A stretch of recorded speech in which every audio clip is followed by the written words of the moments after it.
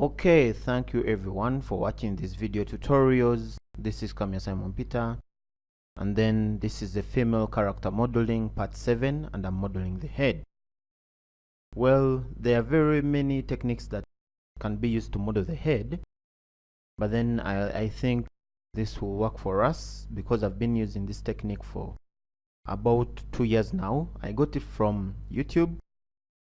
Someone using Blender. I won't pronounce the name because I may pronounce it wrong, but however, like you can see in this video, he was using Blender, and then I borrowed his technique for 3ds Max, and I was getting perfect results. And it's the best way to show the facial flow, how someone models the face and the facial flow. All right, let's proceed. So in the beginning, I begin with the plane, and it's the best way to show the facial flow, how someone models the face and the facial flow. All right, let's proceed. So in the beginning, I begin with the plane, and then make a subdivision. Make sure that the length segments and the width segments are 1, and then finally I fine-tune the pivot. Now before I do that, I want to tell everyone that just get to know that this tutorial, the sound is recorded after, just to reduce the time. As you follow along, you'll see that the video is kind of speedy because in the actual recording, the video took 1 hour. So I've converted to editable poly, and I've made connections that are crossing the upper part, the eyebrows. Is it the eyebrows? And then, okay, just surrounding the eyes, that is the width of the eyes, just to have a flow around the eye socket. So I've also made the middle division so that I can have that middle hole, and I've deleted the middle vertex. So right now what I'm doing, I'm shaping. I've joined. Okay,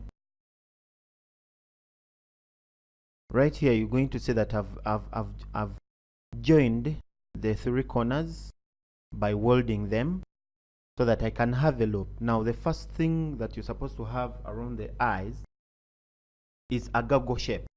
So this is in the first step here, I'm creating the goggle shape, okay, by welding those, so that when I ring my vertices, they loop. I make sure that I fine-tune the eye to have a socket like ball. Okay,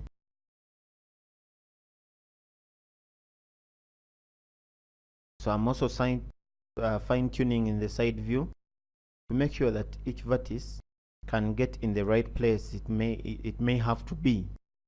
So this is not the final thing, but I'm just fine-tuning after creating the eye and the socket. Okay,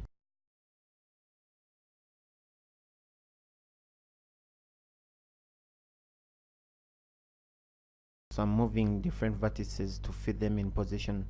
Now usually there are certain errors that may occur. For example, if you have a picture that is not well aligned, just like mine, you may find that in the front view the position of that is not well. That I select all the lower edges and then extrude them just to the bottom of the chin, and then go to the side view and then fine-tune them.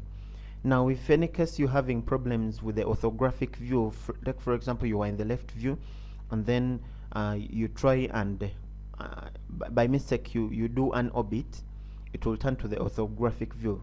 All you have to do is just go into your panel, this other panel where you have your create and select, and then you can choose to customize, and then choose orbit only in orthographic view. So what I've done is I've made a symmetry and joined the symmetry. I've selected faces and then inset them so that I can have that loop that comes from above the tip of the nose and then goes down below the mouth to the chin. Okay, so I'm fine-tuning to the tip of the nose, and then I've deleted the other side that I had mirrored, So I go again to the and continue fine tuning, especially in the side view, to make sure that every vertex can fit in the right place. I've dedicated the position too.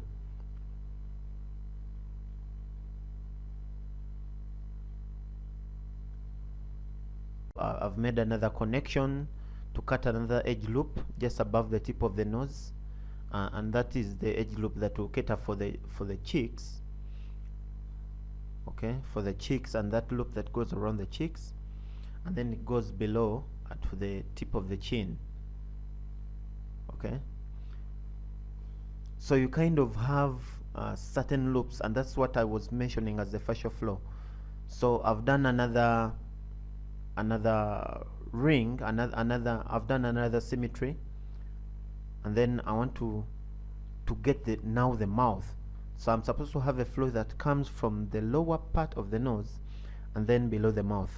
So, and then I've decided that I create that loop to cover around the lips.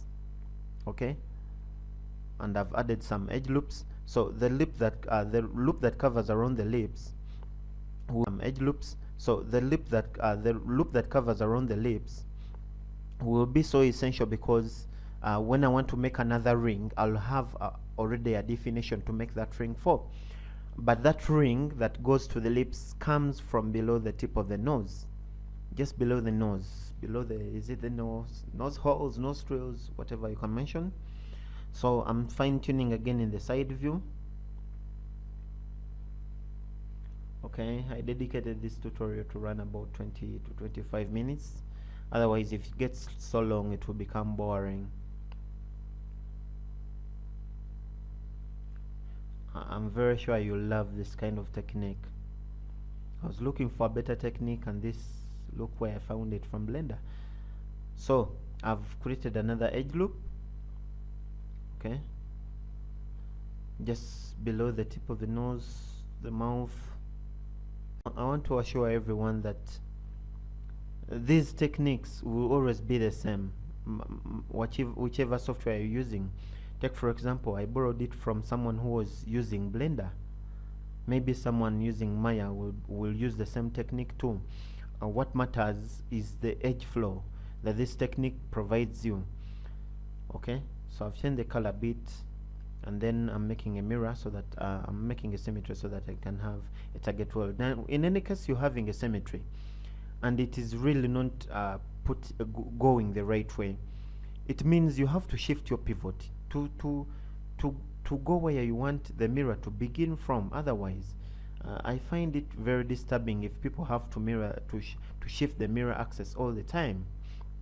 Okay, so I've pressed shift plus the scale, and that's what they call shift extrude, so that I can scale the position of the inside of the mouth. And this is what I'm doing now. I'm fine-tuning the inside of the mouth. So in the beginning, it's always good to first fine-tune the end result, that is, for example, the end of the mouth inside, and then the moment you create an edge loop, you won't worry about which parts you've squeezed in. Take for example this side of the lip, that is the end corners of the lip, tend to bend inwards. So if you start with that, you will find that every time you extrude, you'll find troubles fine-tuning those parts. So it's better you create the inner part, and then the moment you decide to create edges that loop around, it will be easy.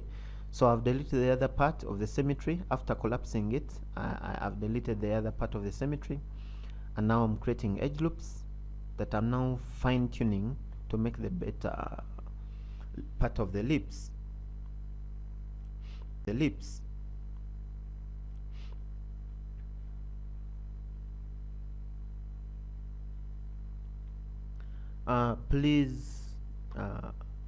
reason why I'm doing this video, I've received comments from subscribers.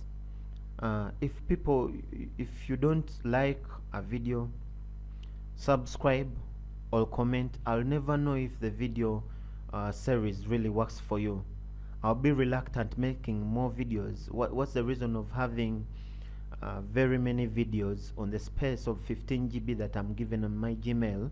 that are irrelevant to people. So people, if you really feel these videos work for you, please always comment, always like, always share.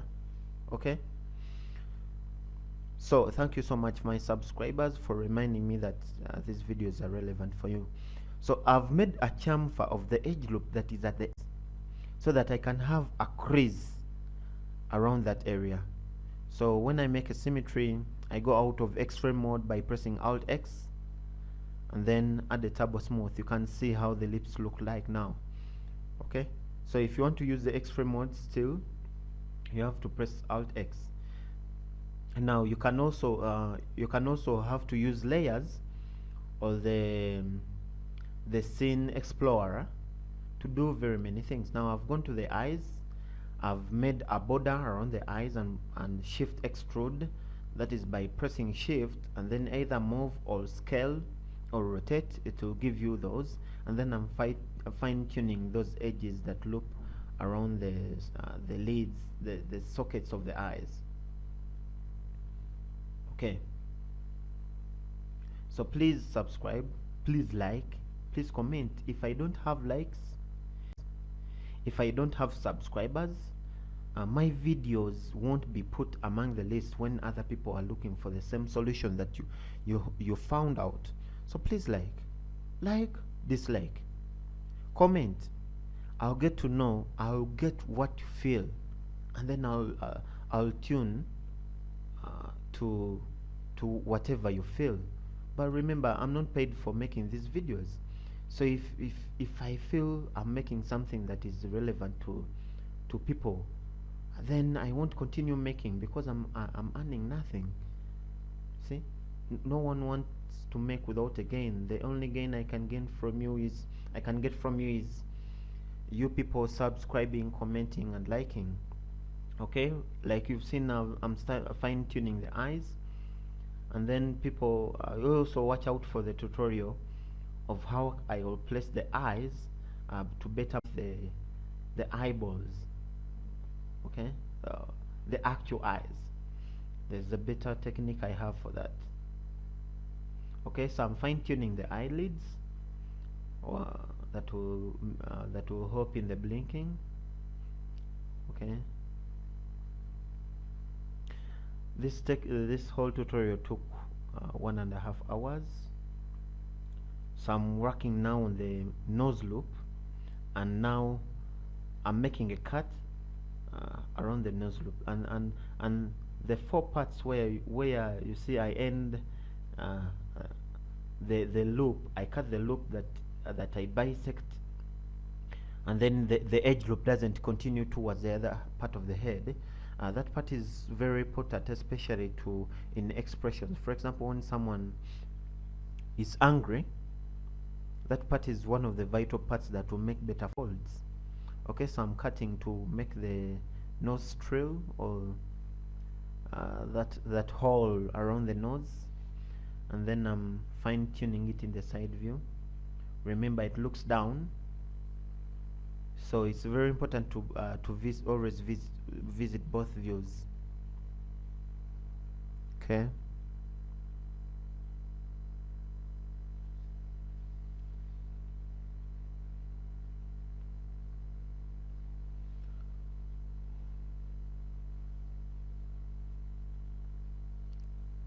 Alright, so I'm extruding.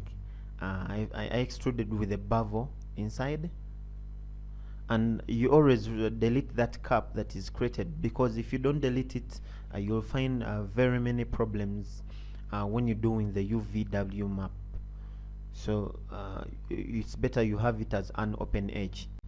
Now I've deleted it for the moment, but I'll come back and pull it up so that it doesn't confuse people, or no one has to view inside. So I just have to extrude it up. Okay, so I've cut another edge loop around the nose, and then I'm cutting a loop then that is supposed to create that bulge on the end of the nose, the sides of the nose. There is that bulge, so I've cut a loop, and this loop make sure that this bulge does not connect with the does not connect the flow of that bulge, does not really affect the whole nose. Take for example, there are people who can move those muscles. We've seen it also in the fleshy cartoon rigs. When it is connecting to the rest of the nose or other parts, it means when you make a flow and maybe you want to rig that part, it means that part will be affected. So I'm trying to extrude it to fine tune it with the Turbo Smooth on.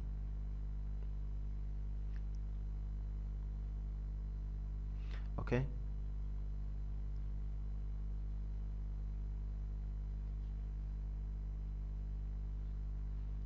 Alright, so the fine tuning in progress with the Turbo Smooth. Turbo Smooth can help you.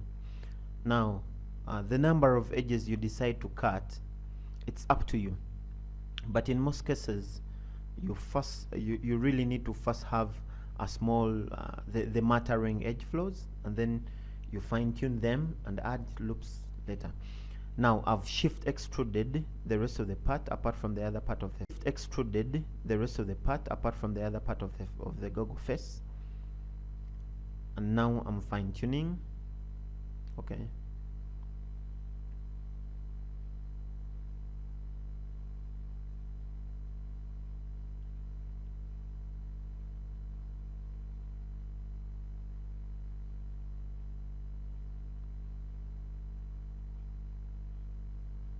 Okay, so I have to target weld that part up, and then just to keep it in mind, the part of the head that comes from the center of the eyes should align to that middle part of the ears.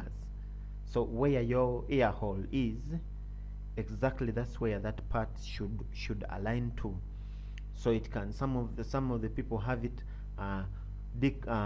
inclined down, but it's where it should pass. To shift extruding to create the forehead and fine tuning it as well to have edge loops. Now there's the edge loops that usually come from the forehead, from the upper part of the forehead below before the hair. They go down below the chin, and then those that come from the part of the forehead before the eyelids. What are they? Eyelashes, eyebrows. Anyway, eyelashes. They loop down to just below the tip of the chin. Okay, so this is what exactly is known as the fascial flow. There is a reason why when you move your chin, your cheeks will shake too. See, there's a reason why when you get angry, you'll find that you will have to kind of squash your eyes.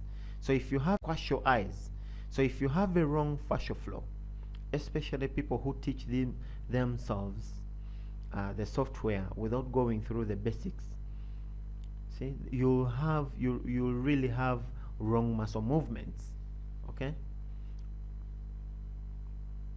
so it's better you follow the flow. Most reasons why people who teach themselves can't model even a talking character is because they know nothing about the flow. All they can do is model cars, and they think cars have boxes. They don't know that even a car, a 3D car, has a flow.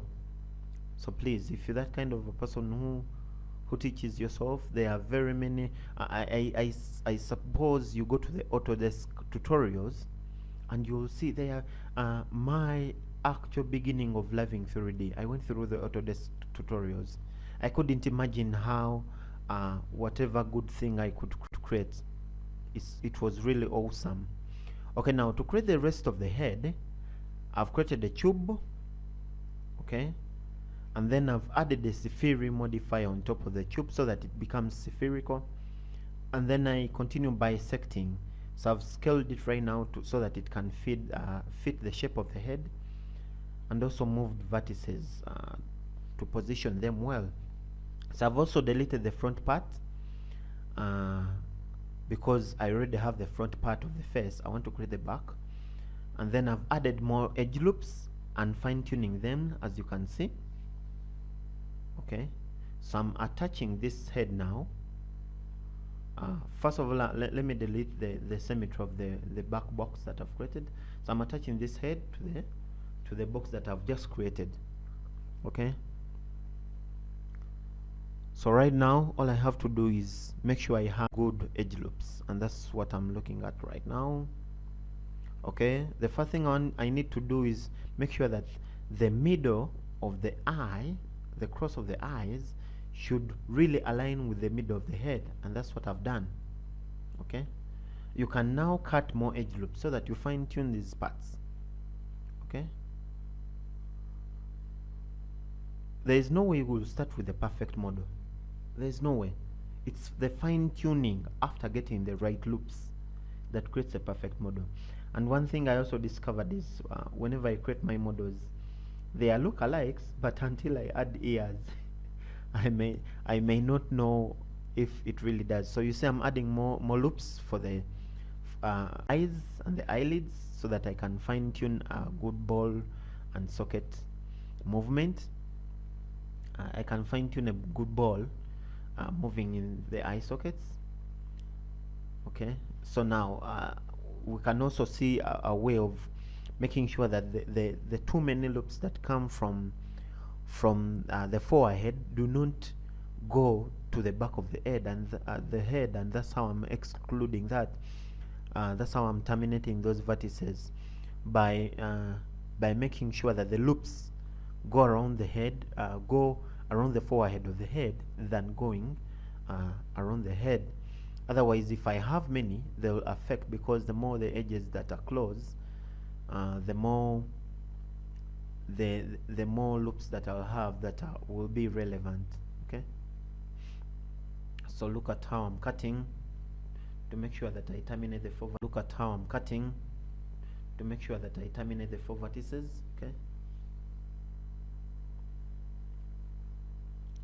Okay, because why should I have so many?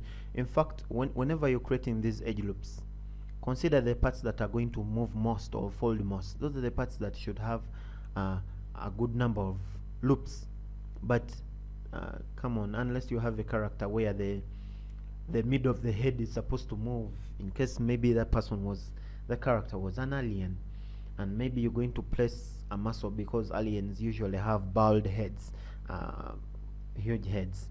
But if the character is not an alien, then why should you have so many muscles running? Okay,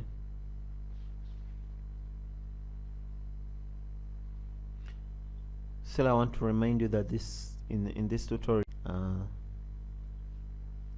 the video is not synchronizing with the audio, because I recorded the video first. Otherwise the video took 1.5 hours long, and it is quite hard and boring for people to watch such videos. So I decided to make sure I reduce the time by adjusting the speed of the video, and then talk before the video like I'm making a commentary.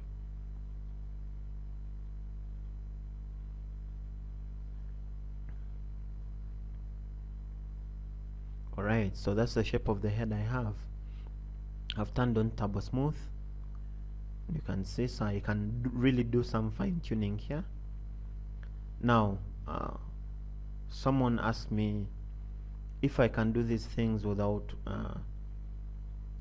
using ZBrush or Mudbox. Sculpting kind of reduces the amount of time you may spend fine tuning, because you're sculpting on a character that has the necessary vertices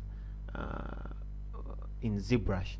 Now, like I promised, I may not use ZBrush here all, but at least I'll show you how better it looks with ZBrush or Mudbox than fine-tuning it with the hands. Fine-tuning it with the hands is welcome, but it is tedious.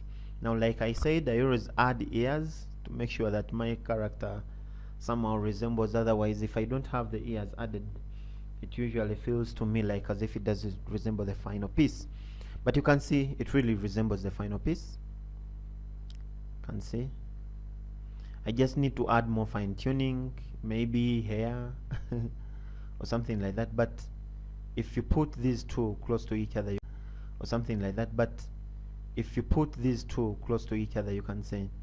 And then I've gone an extra ahead of using the multi-sub object to add some lips and eyebrows and some kind of shading. So you guys look at it and tell me, doesn't it really resemble the character that we've been modeling or something? So let me import the eyes from another project and then add them into this project, and we see what what the final results may look like. Okay.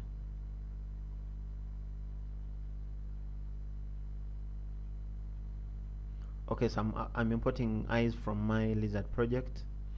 I'll have to uncheck those that I don't need. I need only geometry, and then I'll have my eyes left and right. It is always very good to name your, so it's down there. I'm going to move it to the right position and scale it.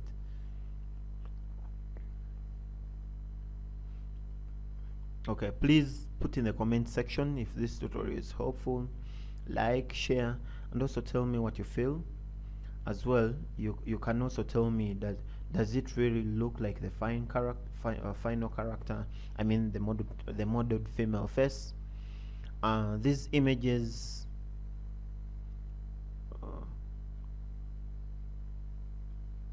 I have no rights to use these images, but I found a collection, so that's why how I felt maybe they are free. I found a collection from a website, and that's why I feel maybe they are free. But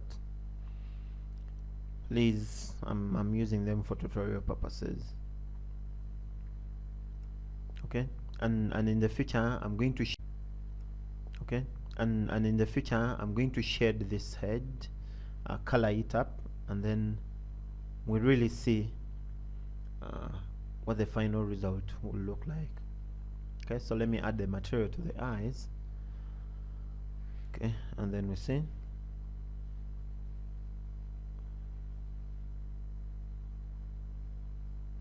In the eye, and then let me make sure the shaded shows in the viewport.